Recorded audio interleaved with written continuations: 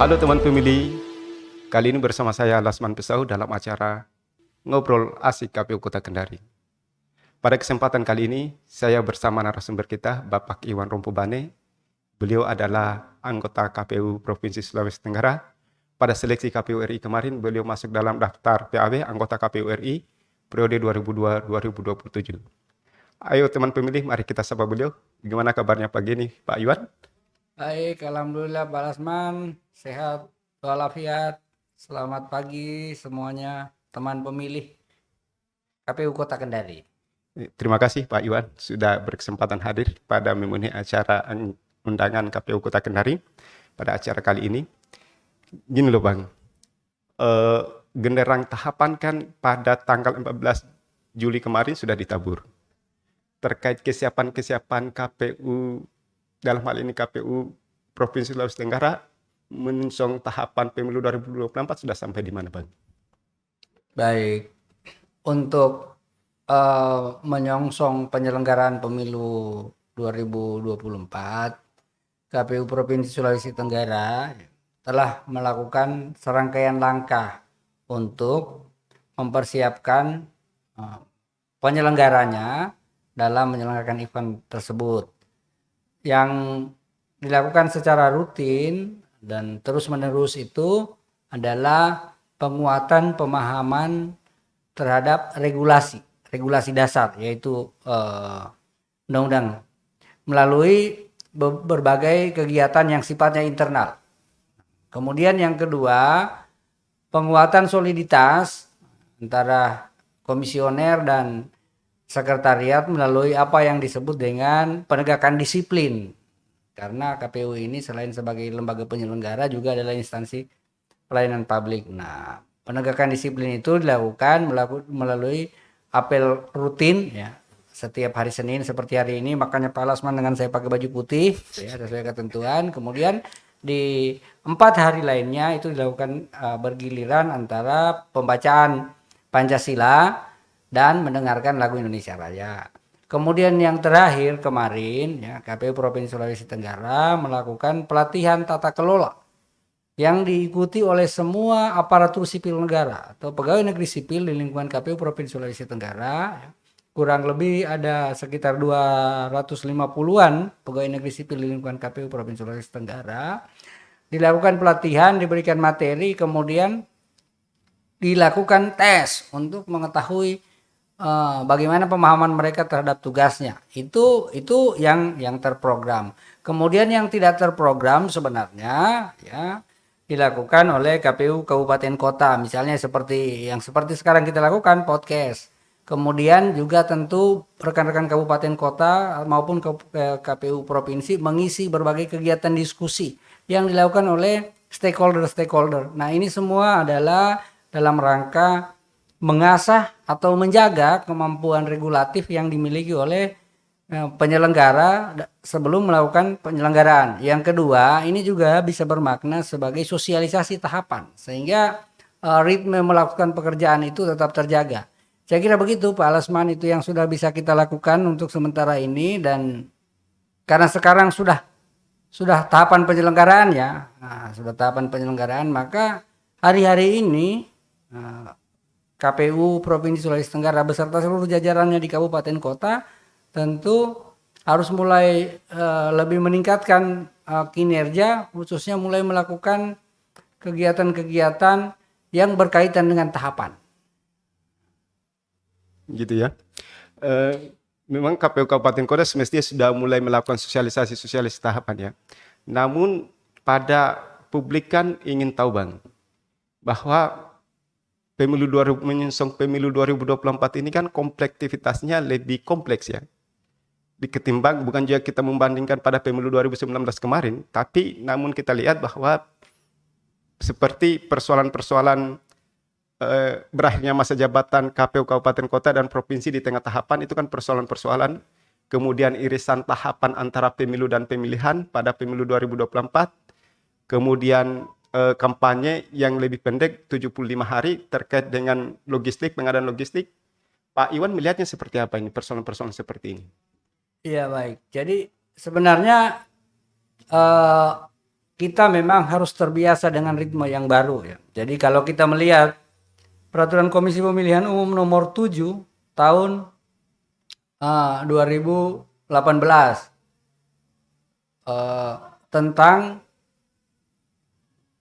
kalau tidak salah, Peraturan Komisi Pemilihan Umum Nomor 7 tahun 2017 ya, tentang tahapan jadwal penyelenggaraan pemilu tahun 2024 yang kita bandingkan dengan PKPU nomor 3 tahun 2022 tentang tahapan dan jadwal penyelenggaraan pemilu tahun 2024. Nah, dua PKPU yang mengatur tahapan dan jadwal pemilu yang berbeda ini, kalau kita lihat ya, kelihatannya PKPU nomor 3 tahun 2022 ini lebih ringkas, lebih ringkas daripada PKPU yang sama nomor 7 tahun 2017 tentang tahapan untuk pemilu 2019.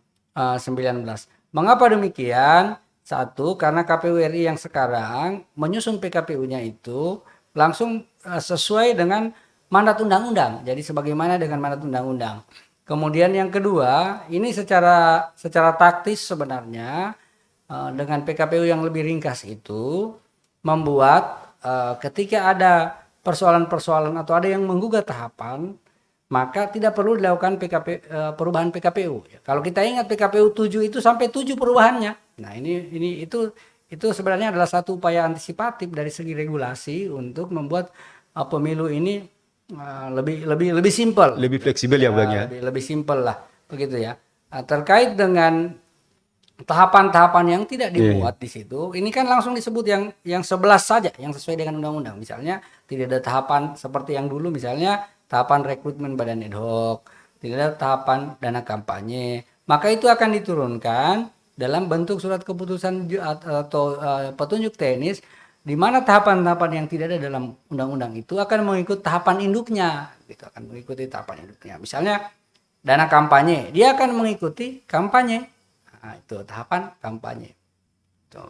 Karena itu di undang-undang memang tidak ada tahapan dana kampanye, yang ada tahapan kampanye, jadi dia akan mengikut ke situ. Nah, kemudian terkait dengan masa kampanye yang hanya 75 hari, kemudian dikaitkan dengan pengadaan logistik, maka saya kira pemerintah, DPR dan KPU sudah menghitung bahwa ini adalah titik yang paling tepat untuk para peserta pemilu menyampaikan visi misinya kepada masyarakat. Jadi sebagaimana kita ketahui, pemilu itu adalah saat yang tepat atau saat yang diperbolehkan oleh undang-undang untuk melakukan keberpihakan. Ya, jadi pada saat masa pemilu Anda benar saja untuk melakukan keberpihakan. Tetapi jangan dilupa, kita jangan selalu melihat pemilu itu sebagai situasi yang conflicting ya, sebagai sesuatu situasi yang conflicting. Harus juga dilihat pemilu itu sebagai satu wadah integrasi bangsa. Bahwa melalui pemilu itu kemudian sebenarnya kita memang conflicting tapi kita mesti bersatu. Nah, sehingga kemudian waktu 75 hari ini tidak membuat tensi politik itu semakin meningkat. Kemudian untuk pengadaan logistik pemilu, maka sepanjang di backup dengan regulasi yang pas, maka tentu tidak akan mendatangkan masalah bagi penyelenggara pemilu, khususnya jajaran sekretariat yang bertanggung jawab untuk mengadakan dan mendistribusikan logistik pemilu. Nah, ini kan soalnya. Jadi waktu ini 75 hari, apakah ini cukup untuk pengadaan logistik? Tentu sangat cukup. Sepanjang itu di backup dengan ketentuan, di backup dengan regulasi, dan ini saya kira tugas pemerintah dan tugas DPR untuk mengendorse itu, mendorong itu sehingga kemudian terdapat kenyamanan, ketenangan bagi sekretariat KPU dalam memproses pengadaan barang dan jasa. Karena sebagaimana kita ketahui biasanya pengadaan barang dan jasa ini kan ada sedikit ketidaknyamanan ya bagi sekretariat untuk mengadakan, karena setelah itu akan diikuti dengan serangkaian pemeriksaan, sehingga kemudian kalau tidak di backup dengan regulasi yang pas dan tepat, maka ini tentu bisa berpotensi Pak itu mengganggu tahapan pemilu. Saya kira begitu Pak Lesman. Iya. Jadi teman pemilih ya, pemilih itu jangan dilihat pada complete gate-nya, tapi itu adalah merupakan alat pemersatu masyarakat Indonesia. Nah sekarang ya tahapan pemilu sudah terbit, PKPU nomor 3 tahun 22. Ini tahapan-tahapan di awal tahapan ini apa ya Bang untuk dilaksanakan? Ya, jadi ini sebenarnya tahapannya itu kan yang untuk tahun ini ada 3 ya. Yang pertama penyusunan program dan jadwal regulasi ini sudah selesai. Kemudian yang akan masuk ini adalah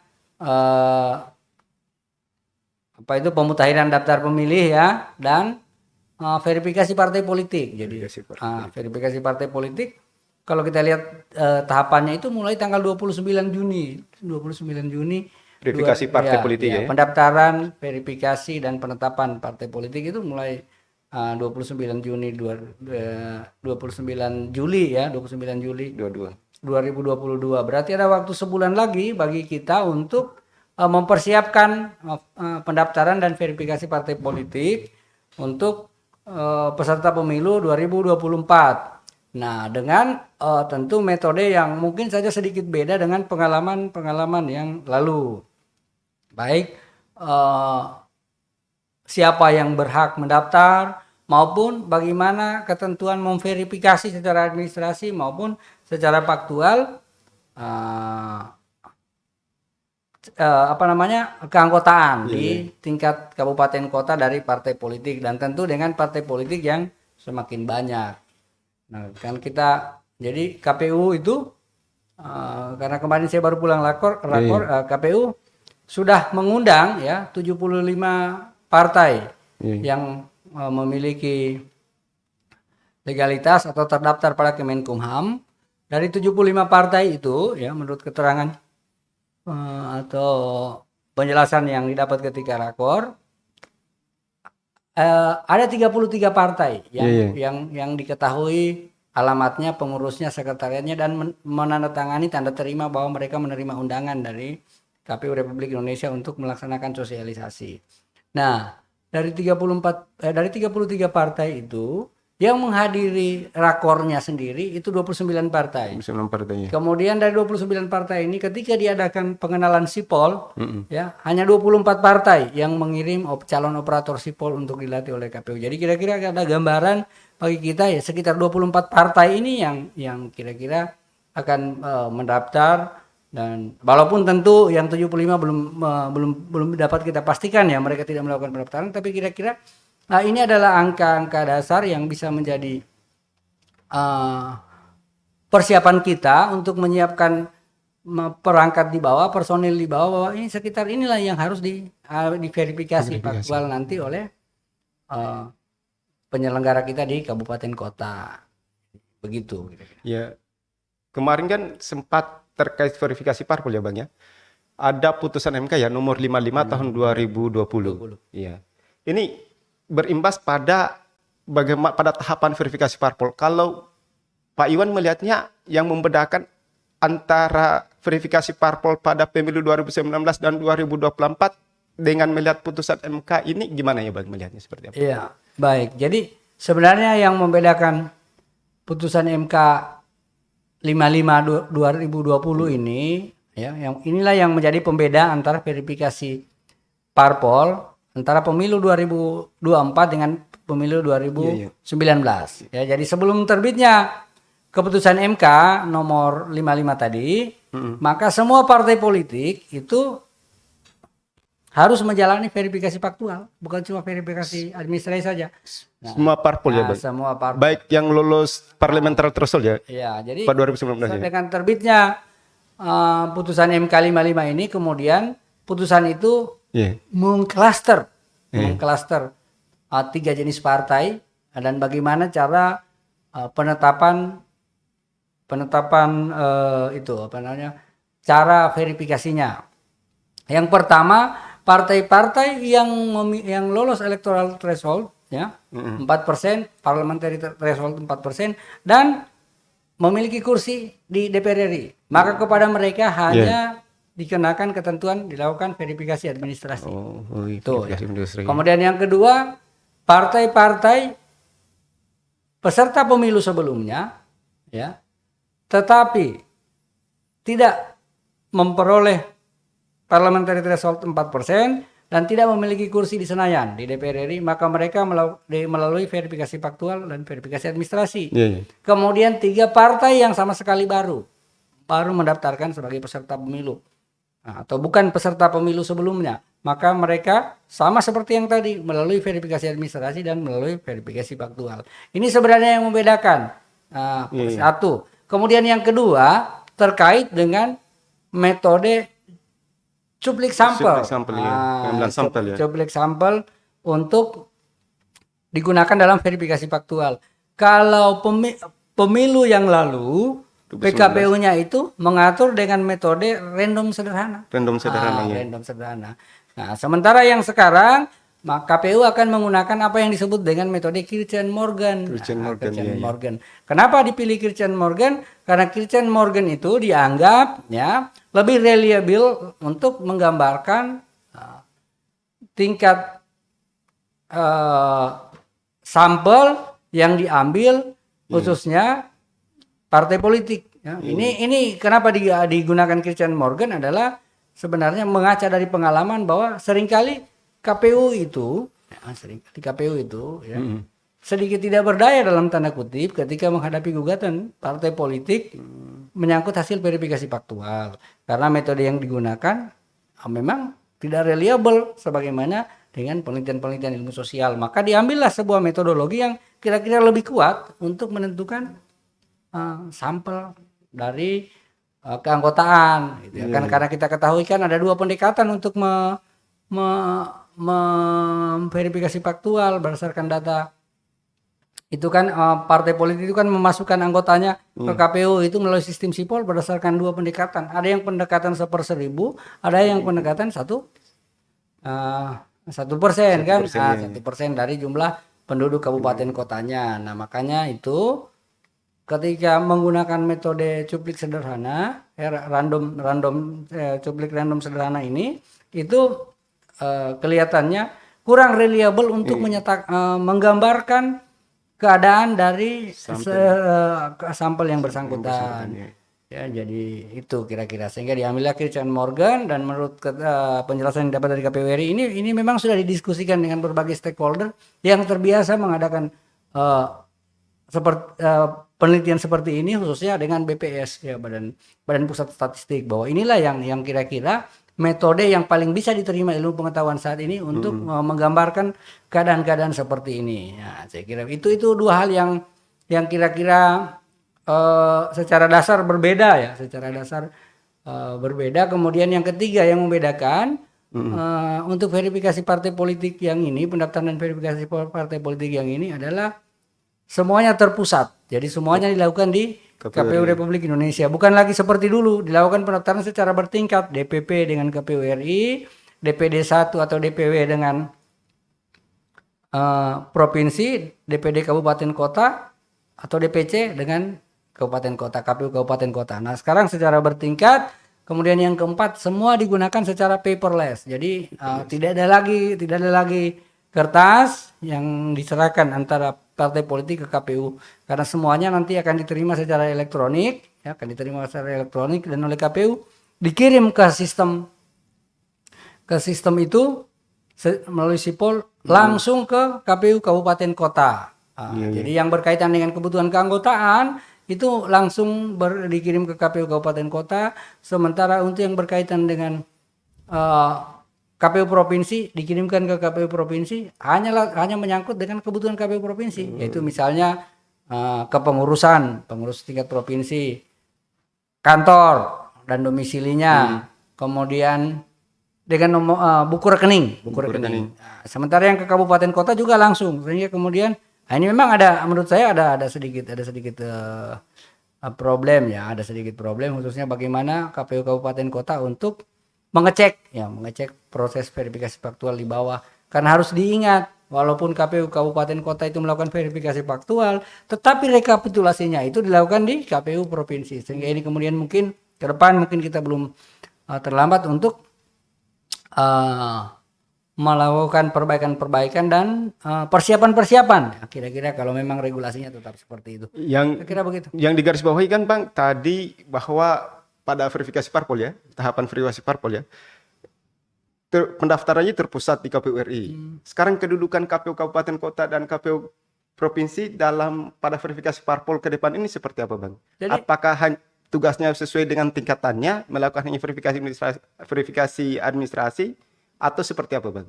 Ya, jadi kita ya KPU di daerah ini tidak menerima pendaftaran sebenarnya. Tidak menerima Tidak pendaftaran. menerima Oh, pendaftaran. iya. Tetapi kita melakukan verifikasi administrasi dan verifikasi faktual tergantung partainya apa. Kalau misalnya partai ya taruh lainnya kita sebut ya, ini istilah kita saja ya.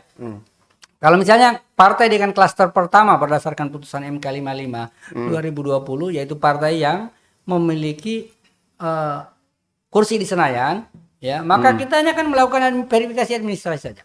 Jadi kita verifikasi administrasi yang dimaksud adalah kita memeriksa dokumen yang disampaikan ke kita, misalnya surat kepengurusannya ada,